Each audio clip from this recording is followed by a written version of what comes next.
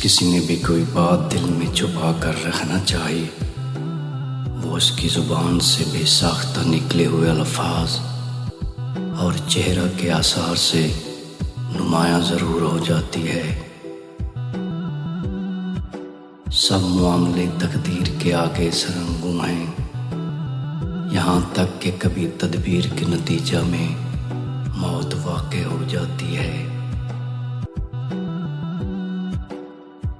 जिसे उसके आमाल पीछे हटा दें, उसे हस्ब नस्ब आगे नहीं बढ़ा सकता।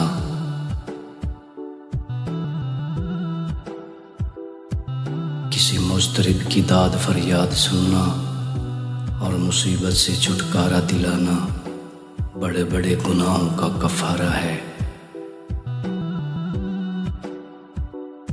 आदम के बेटे, जब तो देखी कि अल्लाह तुझे पै दर पै नेमतें दे रहा है और तू उसकी नाफरमानी कर रहा है, तो उससे डरते रहना। मर्ज़ में जब तक हिम्मत साथ दे, चलते फिरते रहो।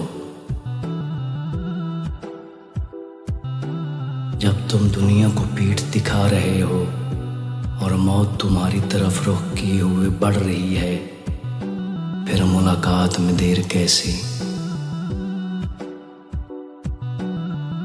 डरो डरो इसलिए कि बाखुदा उसने इस हद तक तुम्हारी पर्दापोशी की है, गोया तुम्हें बख्श दिया है।